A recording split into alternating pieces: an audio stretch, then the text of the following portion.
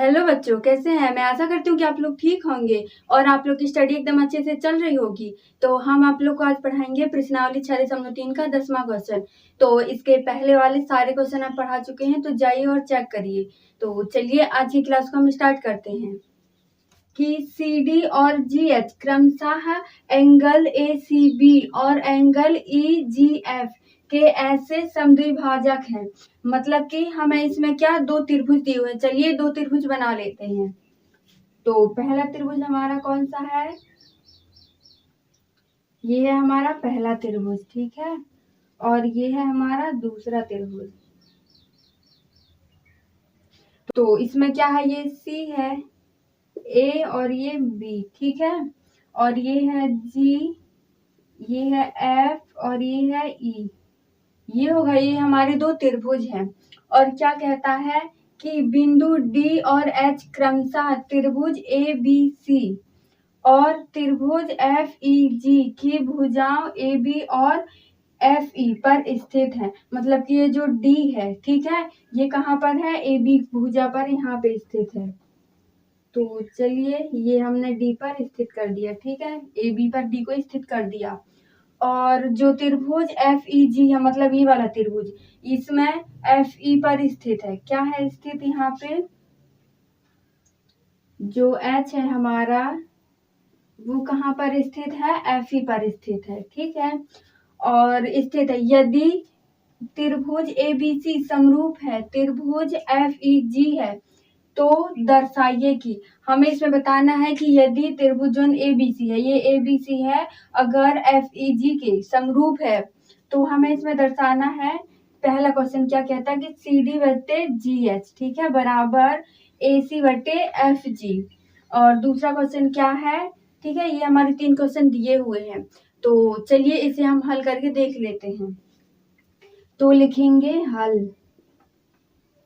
हल में क्या लिखेंगे? लिख देते हैं दिया है।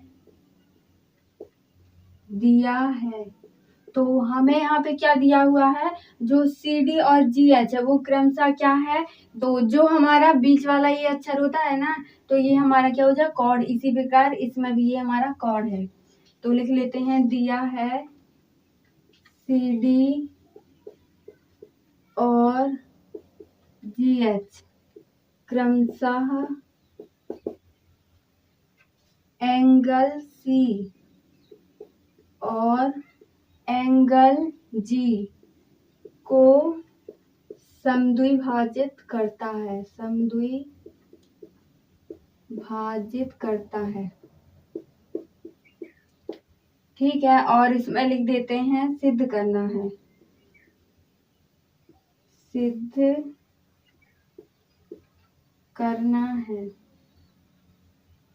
ठीक है। तो हमें क्या सिद्ध करना है इसमें कि अगर हम इस तीसरा क्वेश्चन डायरेक्ट सॉल्व करते, ठीक है, ताकि हमें ये दूसरा और पहला हम तुरंत आसानी से निकाल सकेंगे। तो तीसरा क्या कहता है? त्रिभुज DCA, मतलब कि ये जो DCA त्रिभुज ये वाला हो गया और समरूप है HGF, ये HGF, ठीक है। ये वाले त्रिभुज इन दोनों क्या है? समरूप है। तो हम क्या करेंगे? लिख लेते हैं तीसरे का, ठीक है। तो क्या सिद्ध करना है? त्रिभुज DCA समरूप है त्रिभुज HGF, ठीक है। ये हमें सिद्ध करना है। तो हम इसमें पहले क्या करेंगे? लिख लेते हैं। जब हम ये मान लीजिए दो त्रिभुज, ठीक है, क्या है इसमें? तो पहला त्रिभुज क्या है इसमें कि DCA है और दूसरा क्या है? और DCB, ठीक है। ये दो त्रिभुज, इसमें भी दो त्रिभुज बने हैं। तो ये जो है इसका ये पूरा कोण हो गया, ठीक है। ऐसे ही इसमें भी ये दोनों कोण हो जाएंगे।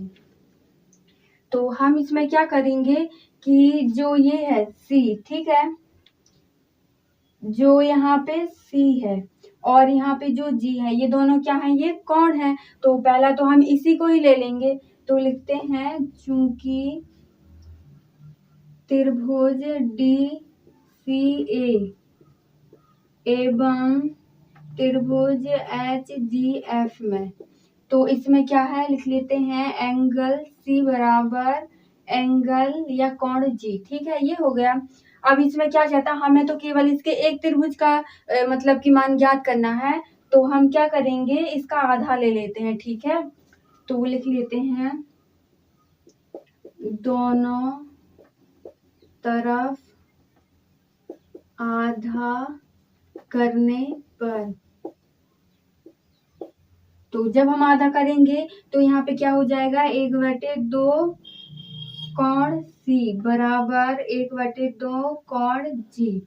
ये हो गया। जब हम अब इसका आधा क्या होता है, इसका आधा ये होता है, इसे कोण L1 मान लेते हैं और इसे L2, इसे L3 और इसे L4 मान लेते हैं, ठीक है। तो 1/, हमको ये दोनों चाहिए, इसका ये और इसका ये चाहिए। तो हम इसमें ले लेते हैं कोण 1 और इसमें ले लेते हैं कोण 3, क्योंकि हमें इसी का ही मान निकालना है ना। तो लिख देते हैं यहाँ पे हम कि कोण 1 बराबर कोण 3 है, ठीक है। ये हो गया, एक हमें कोण मिल गया। अब और क्या कहता है, जब दो समरूप त्रिभुज होते हैं तो उसकी आमने सामने की भुजाएं क्या होती हैं, बराबर होती हैं, ठीक है। तो इसका कोण ए भी बराबर हो जाएगा और इसका कोण एफ बराबर हो जाएगा, ठीक है। ये हो गया। और हम त्रिभुज में क्या जानते हैं कि अगर त्रिभुज के दो कोण बराबर होते हैं तो उसका कोण तीसरा वाला ऑटोमेटिकली बराबर हो जाता है। तो इसमें लिख देंगे एंगल एंगल एंगल समरूपता कसौटी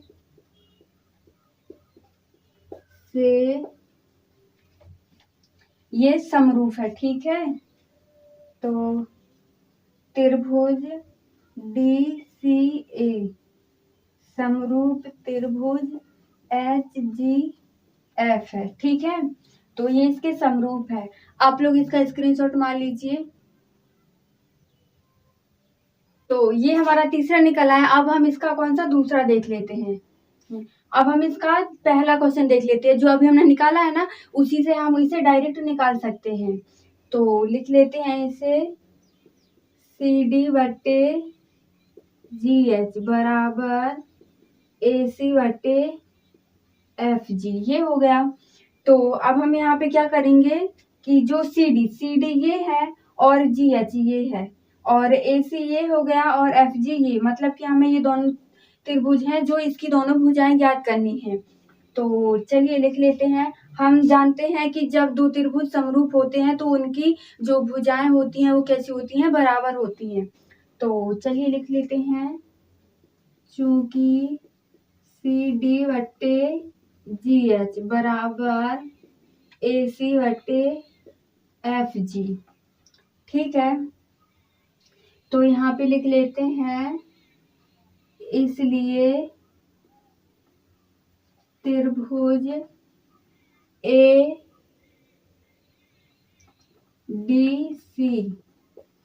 एवं त्रिभुज FGH में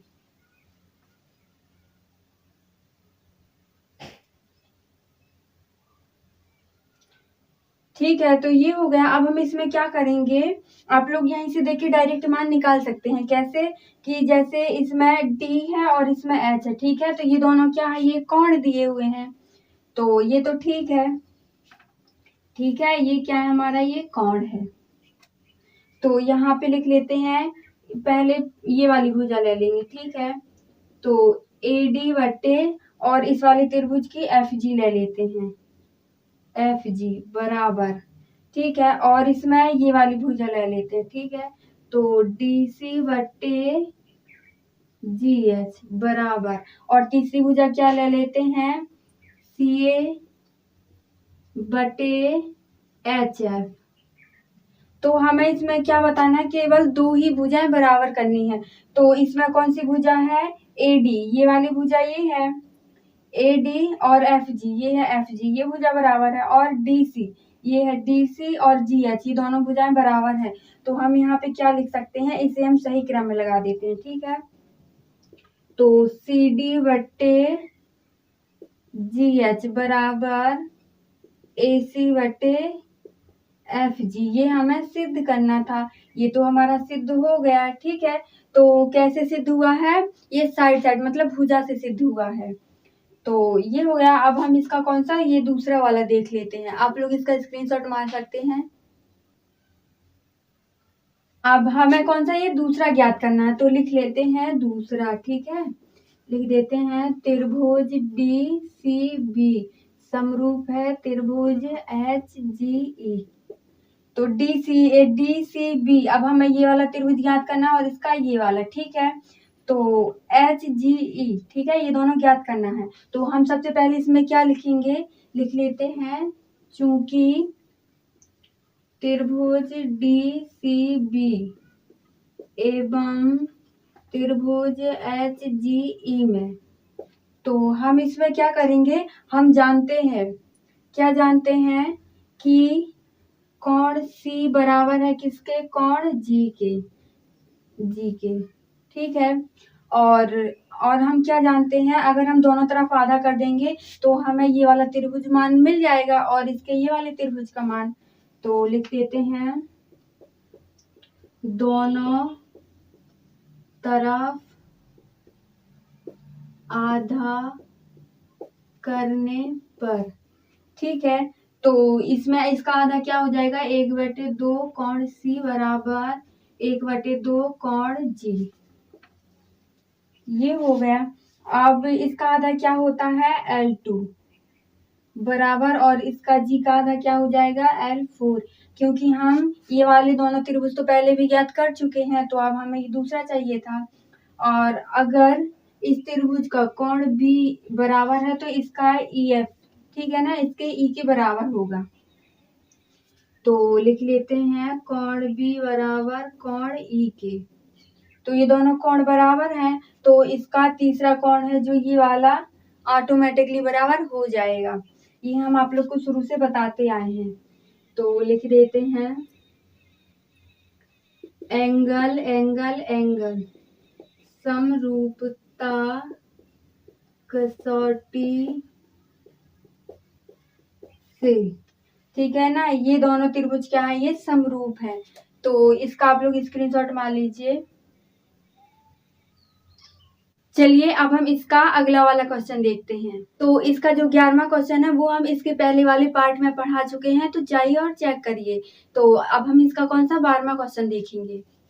तो 12वां क्वेश्चन क्या कहता है, एक त्रिभुज ABC, ठीक है। तो एक त्रिभुज क्या है, ये ABC की भुजाएं AB, ये है AB और BC, ये है BC तथा माध्यिका AD, जो AD है ये माध्यिका है, मतलब कि जो एक त्रिभुज है उसे दो भागों में उसने बांट दिया है। तो एक अन्य त्रिभुज PQR, मतलब ये दूसरा त्रिभुज दिया है, क्या है ये PQR की क्रमशः भुजाओं PQ, ये है एक पहली भुजा PQ है और दूसरी क्या है QR, ठीक है, तथा माध्यिका PM के समानुपाती है। दर्शाइए कि त्रिभुज ABC समरूप है त्रिभुज PQR, ठीक है, मतलब कि जो ये वाला ABC त्रिभुज है ये PQR त्रिभुज की कैसे है, समरूप है। तो चलिए किस बात की देरी है, हम इसे हल कर लेते हैं। लिखेंगे हल दिया है। तो आप लोगों ने यहाँ पे कुछ नोटिस किया होगा कि जो इनकी ये तीनों भुजाएं हैं तो ये किसके समानुपात है, समानुपात मतलब क्या होता है, अब जैसे 1/2 है तो इसे हम क्या कह सकते हैं कि एक जो 2 है उसके कैसे है, समानुपात में है। तो ये हो गया, ठीक है। ऐसे ही हमें क्या दिया हुआ है कि जो AB है, जो ये वाली भुजा है इसकी, ये किसके बराबर है, PQ के बराबर है, बटे PQ बराबर। और जो BC मतलब कि ये वाली भुजा है ये किसके बराबर है, QR के बराबर। तो BC बटे QR बराबर, और जो इसकी माध्यिका क्या है AD है, ये किसके बराबर है, ये PM के बराबर है। तो इसे अगर हम समीकरण नाम देना चाहे तो एक दे सकते हैं, ताकि हमें सॉल्व करने में ज्यादा कठिनाई नहीं जाएगी। तो लिख देते हैं अब सिद्ध करना है, सिद्ध करना है। तो बाबू हमें यहाँ पे क्या सिद्ध करना है कि जो त्रिभुज ABC है, ABC किसके समरूप है, त्रिभुज PQR के। तो त्रिभुज ABC समरूप त्रिभुज PQR है, ठीक है, ये हमें सिद्ध करना है। तो हम यहाँ पे क्या करेंगे कि अगर हम इन दोनों त्रिभुज में चलेंगे तो हम इसमें पहले इस वाले त्रिभुज में चलेंगे, ठीक है। अगर हमने इस त्रिभुज की दो भुजाएं बराबर कर दी, ठीक है, इस त्रिभुज के बराबर, तो हमारा ये जो पूरा त्रिभुज है वो कैसा हो जाएगा, समरूप हो जाएगा।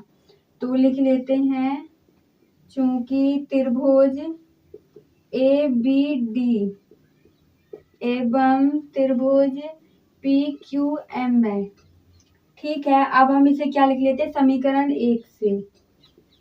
समीकरण 1 से तो समीकरण हमारा एक क्या कहता है कि ए बी बटे पी क्यू बराबर बी सी बटे क्यू आर बराबर ए डी बटे पी एम। ये हमारा समीकरण हमने 1 से निकाल लिया है। तो हम यहाँ पे क्या करेंगे कि पहले हम इसे ऐसे ही लिख लेते हैं, ठीक है। तो ए बी बटे पी क्यू अब बराबर जो बी सी है, तो हमें बी सी का पूरा मान नहीं चाहिए है, ठीक है। तो हम क्या कर लेंगे, इसे आधा कर लेते हैं। तो लिख देंगे 1/2 बी सी बटे 1/2 क्यू आर बराबर ए डी बटे पी एम। तो अब हम यहाँ पे क्या करेंगे कि हमारा जो ये है आधा है, ठीक है, 1/2 BC। तो हमने ये इसलिए लिखा है क्योंकि हमें केवल त्रिभुज ए बी डी में चलना है, ना कि सी में, ठीक है। तो इसलिए हमने इसे आधा लिखा है। तो जब हम इसका आधा करेंगे तो इसे क्या होगा, बी डी लेंगे, ठीक है। तो आप कहेंगे डी सी क्यों नहीं, क्योंकि हम तो त्रिभुज ए बी डी में चल रहे हैं, ठीक है, इसीलिए लेंगे। तो लिख देते हैं ए बी बटे पी क्यू बराबर, और इस बी सी की जगह पे क्या लिख देंगे, बी डी बटे, और इसमें क्या लिख देंगे यहाँ पे क्यू एम। इसका आधा क्या हो जाएगा, ये क्यू आर का आधा क्या हो जाएगा, क्यू एम, और यहाँ पे ए डी बटे पी एम, ठीक है। तो आप लोग को ये तीनों भुजाएं कैसी दिख रही हैं, बराबर दिख रही होंगी। देख लेते हैं, जैसे ए बी, ये बी पहली भुजा हो गई, ये भी किसके बराबर है, पी क्यू के बराबर। और जो बी डी भुजा है, ठीक है, ये किसके बराबर है, क्यू एम के। और जो ए डी भुजा है वो किसके बराबर है, पी एम के, ठीक है। तो हमने ये त्रिभुज तो क्या समरूप कर दिया है। तो लिख देते हैं साइड साइड साइड समरूपता कसौटी से हमने ये त्रिभुज सॉल्व कर दिया है, ठीक है। अब लेकिन हमें क्या सिद्ध करना है कि त्रिभुज ए बी सी। तो लिख देते हैं अब त्रिभुज ए बी सी एवं त्रिभुज पी क्यू आर में। तो अब हम जानते हैं, तो हम क्या जानते हैं कि जो इसका कोण बी है ये किसके बराबर है, कोण क्यू के। और जो कोण सी है ये किसके बराबर है, कोण आर के है। और जो एक ये वाला कोण है, ठीक है, कोण ए किसके बराबर है, कोण पी के। तो यहाँ पे लिख देंगे कोण ए बराबर है कोण पी के, और दूसरा कोण बी बराबर है किसके, कोण क्यू के। तो हम इसमें आसानी से लिख सकते हैं क्या कि जो ए बी भुजा है ये किसके बराबर है, पी क्यू की। तो यहाँ पे हम लिख देंगे ए बी बटे पी क्यू बराबर बी डी बटे क्यू एम, ठीक है, ये हो गया। और एक और तो हमने यहाँ पे निकाल ही लिया है। तो यहाँ पे हम क्या लिख देंगे, साइड एंगल साइड समरूपता कसौटी से ये जो त्रिभुज दिया हुआ है ये समरूप है, ठीक है। तो आप लोग इसका स्क्रीनशॉट मार लीजिए। तो यहाँ पे अब दिया हुआ है हमारा 13वां क्वेश्चन। ये क्या कहता है कि एक त्रिभुज ए बी सी की भुजाएं बी सी पर एक बिंदु डी इस प्रकार स्थित है। तो चलिए हम यहाँ पे एक त्रिभुज बना लेते हैं। ये है हमारा एक त्रिभुज,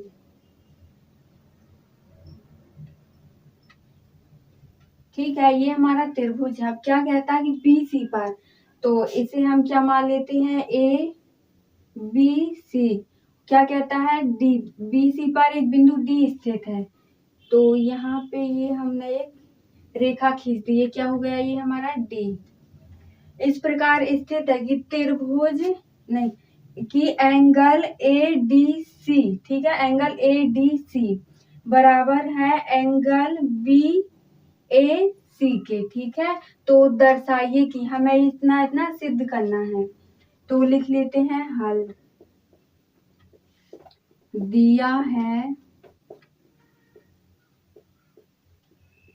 क्या दिया है बाबू हमें यहाँ पे, ए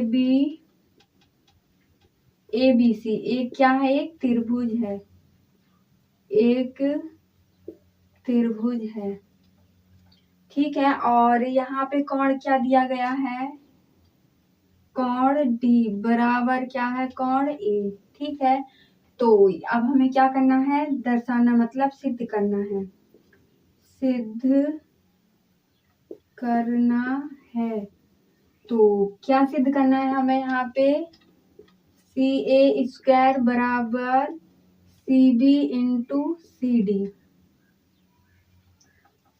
अगर आप लोग को यहाँ पे अच्छा ना लग रहा हो तो हम क्या करते हैं, जो ये है सी ए स्क्वायर का मतलब क्या होता है कि जो सी ए ये 2 बार होंगे, तो यहाँ पे लिख देते हैं सी ए गुणा सी ए बराबर C B into C D, ठीक है, ये हो गया। अगर हम ये गुणे में, ठीक है, अगर हम इससे पक्षांतर करें तो ये कहाँ जाएगा, ये बटे में जाएगा, तो लिख देते हैं एक सी ए। अगर हम इसको पक्षांतर में लाएंगे तो ये भी कहाँ आएगा, बटे में, बटे सी बी बराबर सी डी बटे सी ए, ठीक है। तो अब यहाँ पे ठीक है, हम यहाँ से ये आसानी से निकाल पाएंगे। तो अब हम यहाँ पे क्या करेंगे, तो यहाँ पे हम क्या लिख लेते हैं, त्रिभुज ए डी बी और दूसरा क्या लिख लेते हैं, बी ए सी में।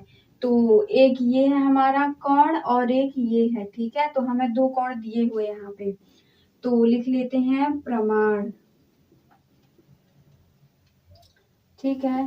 तो प्रमाण में हम क्या लिखेंगे, त्रिभुज ए डी सी में, त्रिभुज ए डी सी में सी एवं दूसरा त्रिभुज क्या लेंगे, बी ए सी, त्रिभुज बी ए सी में, ठीक है। तो हमको इसमें 2 कोण दिख रहे हैं, तो कोण डी बराबर किसके है, कोण ए के बराबर है। क्यों बराबर है, क्योंकि ये हमें दिया है, पहले से ही दिया है, ठीक है। और जो ये कोण सी है ये क्या है, उभयनिष्ठ है। आप कहेंगे कि सी क्यों नहीं ले सकते, सी इसलिए नहीं ले सकते क्योंकि ये जो है ये त्रिभुज दोनों त्रिभुज में बटा है, तो इसलिए हम इसे नहीं ले सकते। और जो ये सी है ये दोनों त्रिभुजों में कैसी है, समान है, ठीक है। तो लिख लेते हैं एंगल सी बराबर एंगल सी, ये क्या है, उभयनिष्ठ है, उभयनिष्ठ कोण, ठीक है, ये हो गया। तो हम यहाँ पे क्या लिख सकते हैं, कोण कोण कोण समरूपता कसौटी से त्रिभुज ए डी सी समरूप है त्रिभुज बी ए सी के, ठीक है। तो अब हम यहाँ से कैसे सिद्ध कर सकते हैं, अगर हम पहली भुजा ये लेंगे, ठीक है, ए डी, तो लिख लेते हैं ए डी बटे क्या ले लेते हैं यहाँ पे, बी ए बराबर, और दूसरी भुजा क्या ले लेते हैं, डी सी बटे ए सी बराबर, तीसरी भुजा क्या ले लेते हैं यहाँ पे, ए सी या फिर सी ए लिख लेते हैं, ठीक है। तो सी ए बटे यहाँ पे क्या आ जाएगा, सी बी, ठीक है। तो आप लोग इसे छोड़कर इन दोनों को देखिए, क्या हमें यही सिद्ध करना था ना यहाँ पे, तो जी हाँ बिल्कुल। तो यहाँ पे हम सीधा करके क्या लिख देते हैं, सी डी बटे सी बराबर सी ए बटे सी बी, तो ये हमारा सिद्ध हुआ, ठीक है। तो आप लोग इसका स्क्रीनशॉट मार लीजिए। तो चलिए अब हम इसका कौन सा अगला क्वेश्चन देख लेते हैं। अब ये दिया हुआ है हमारा 15वां क्वेश्चन। ये क्या कहता है कि लंबाई 6 मीटर वाले एक ऊर्ध्वाधर, तो ऊर्ध्वाधर का मतलब क्या होता है, मतलब एकदम खड़ा, ठीक है, स्ट्रेट एकदम खड़ा स्तंभ की भूमि पर छाया की लंबाई 4 मीटर है। तो जबकि उसी समय एक मीनार की छाया, मतलब कि एकदम उसी समय, ठीक है, तो मीनार की छाया लंबाई 28 मीटर है। तो मीनार की हमें ऊंचाई ज्ञात करनी है। तो पहला क्या कहता है, लंबाई 6 मीटर वाले ऊर्ध्वाधर। तो चलिए एक हम ये हमने बना दिया 6 मीटर वाली, ठीक है। ये क्या है, ऊर्ध्वाधर है। स्तंभ, ये क्या पूरा स्तंभ है, स्तंभ की भूमि पर, तो ये क्या है, ये भूमि है, पर छाया की लंबाई, तो छाया की लंबाई यहाँ पे कितनी दी है, 4 सेंटीमीटर, सॉरी 4 मीटर, ठीक है। तो इसमें हम लाइन खींच देते हैं,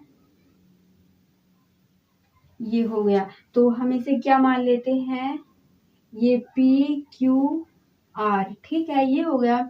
और फिर क्या कहता है, उसी समय, ये हमारा ये क्या है, सूरज भगवान है, ठीक है। जब ये अपनी रोशनी डालेगा तो उसी समय पे जो दूसरी मीनार है, तो उसकी जो छाया की लंबाई है वो कितनी है, 28 मीटर है। तो छाया ऊपर तो बनेगी नहीं, नीचे ही बनेगी ना, तो इसलिए हम इसे लिख देते हैं 28 मीटर। हे भगवान, ये हमारा 28 मीटर, ठीक है। तो और यहाँ पे क्या कहता है, क्या ज्ञात करना है कि जो मीनार की ऊंचाई, मतलब हमें ये ज्ञात करना है, ठीक है। तो इसे हम क्या नाम दे देते हैं, इसे A, इसे B और इसे C, ठीक है, ये हमने नाम दे दिया। तो अगर हम जो ये दोनों त्रिभुज है, अगर हम इसे समरूप कर देंगे तो क्या हमारी ये भुजा हमें ज्ञात हो जाएगी, तो बिल्कुल हो जाएगी, ठीक है। देख लेते हैं कैसे होगी, तो लिख लेते हैं हल। दिया है, क्या दिया है बाबू हमें यहाँ पे, कि जो ये लंबाई है, ठीक है, ये क्या है, ऊर्ध्वाधर एक लंबाई लिख लेते हैं। तो ऊर्ध्वाधर स्तंभ की लंबाई, स्तंभ की लंबाई हमें यहाँ पे कितनी दी हुई है, 6 मीटर, ठीक है। और फिर क्या कहता है, स्तंभ की भूमि पर छाया, तो लिख देते हैं स्तंभ, तो लिख देते हैं स्तंभ की भूमि पर छाया की लंबाई। तो यहाँ पे लंबाई कितनी दी हुई है हमें, 4 मीटर, ठीक है। और फिर कहता है उसी समय मीनार की छाया की लंबाई, फिर से लिख देते हैं उसी समय, उसी समय मीनार की छाया की लंबाई, तो कितनी दी हुई है हमें यहाँ पे, 28 मीटर, ठीक है। तो लिख देते हैं ज्ञात करना है। क्या ज्ञात करना है बाबू हमें यहाँ पे, ज्ञात करना है, तो क्या ज्ञात करना है, मीनार की ऊंचाई, मतलब ये, ठीक है, ये भी ज्ञात करना है। तो लिख देते हैं मीनार की ऊंचाई, ठीक है। तो सबसे पहले हम क्या लिख लेते हैं, त्रिभुज PQR एवं त्रिभुज ABC में, ठीक है। तो लिख देते हैं त्रिभुज PQR एवं त्रिभुज ABC में, तो ये हमारे क्या है, ये समरूप है, ठीक है, दोनों, ये बात याद रखिएगा। तो जब समरूप है तो उनकी जो आमने सामने की भुजाएं होती हैं वो कैसी होती है, वो भी बराबर होती हैं। तो चलिए लिख लेते हैं, क्या आ जाएगा यहाँ पे, PQ बटे ये AB, ठीक है, AB हो जाएगा बराबर, और इसकी दूसरी भुजा क्या है, QR, तो QR बटे यहाँ पे BC बराबर, और PR बटे क्या आ जाएगा यहाँ पे, AC, ठीक है। अब जिसका मान दिया है हम उसे पुट कर देते हैं। तो यहाँ पे पी क्यू, ये पी क्यू का मान कितना है, 6 मीटर है, 6 मीटर बटे ए बी तो हमें ज्ञात करना है, ठीक है, तो वैसे ही लिख देंगे बराबर क्यू आर कितना दिया है 4 मीटर और बी सी कितना दिया है हमें 28 मीटर बराबर पी आर बटे ए सी। तो अगर हम इसे काटेंगे तो यहाँ पे ये कितने से कट जाएगा, ये जो है 4 एकम 4 और 4 सत्ते 28, ठीक है, तो का लिख देते हैं यहाँ पे 6 बटे ए बी बराबर 1/7। तो जब हम इसका तिर्यक गुणा करेंगे तो यहाँ पे क्या आ जाएगा 7 छंग 42 और इसका इसमें गुणा करेंगे तो ए बी बराबर 42 मीटर, ठीक है, ये हमारा क्या आ गया आंसर। ठीक है, तो आप लोग इसका स्क्रीनशॉट मार लीजिए। तो आप लोग को आज की वीडियो कैसी लगी, पसंद आई हो तो लाइक शेयर कमेंट करना मत भूलेगा और हाँ चैनल को सब्सक्राइब जरूर कर लीजिए। आप लोग वीडियो देख लेते हैं लेकिन चैनल को सब्सक्राइब नहीं करते हैं, ठीक है, तो चलिए मिलते हैं कल अगली क्लास के साथ।